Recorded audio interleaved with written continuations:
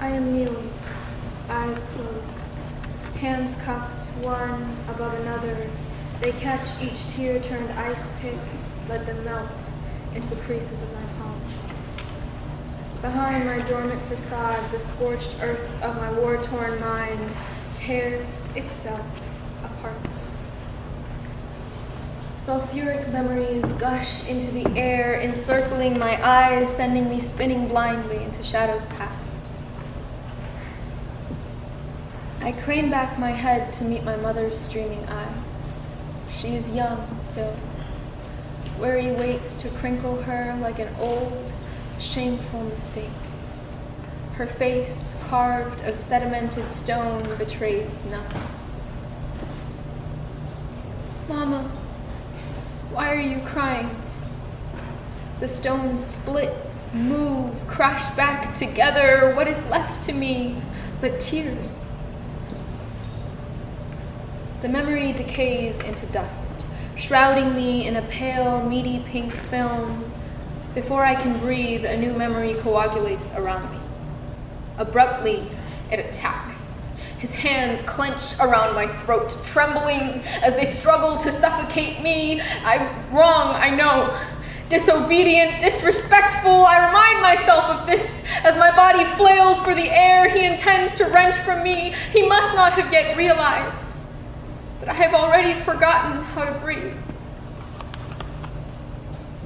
I am wrong, I know, so I silence myself, sending off the casket of my remains. I pray for the dead.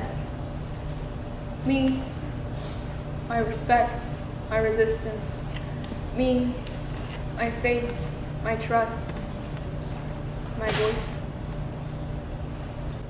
I am wrong, I know, I swear I do, but when my mother reminds me of my fault, dressing my wounds with lime and salt, desolation and despair tighten their grip, wrenching from me my last wisp of hope.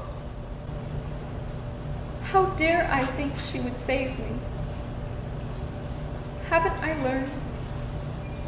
No one is coming. In its dying gasps, the memory wrenches from beneath the surface a new sulfuric storm. Caging me, it impatiently hurtles into flight. The car is a blur of growling engine. I am seated, swathed in a fleshy pink dress. It is a terrifyingly still moment. Punctured by his scream, his obscenities fly. Mottled black filth, mud dripping from between teeth as I shake, bound relentlessly, unforgivingly by ropes that hiss. Silence is never cheap. I have the gall to be surprised. Of course I am crying. What is left to me but tears? Dumbly, I had deluded myself to believe that I was better than my mother. Stronger by far than she who did not love me enough, who could not love me enough to leave him. I was a roaring lion, all strength, all bravado, all volume, all of myself, and nothing of her, nothing of weakness, but all are lions in their own caves. Lion no longer, if that's what you think of me, you fools! Lions fear nothing, and I fear it all. Cowardice lurks in my every vein, unhindered by every attempt to tear it out. Blood is blood, is blood, is blood. A victim is a victim, is a victim, is a victim. My only certainty was that strength would save me. So I ran in circles, refusing to allow my vulnerability to exist until condemned, forsaken, shattered. I was forced to acknowledge what I am.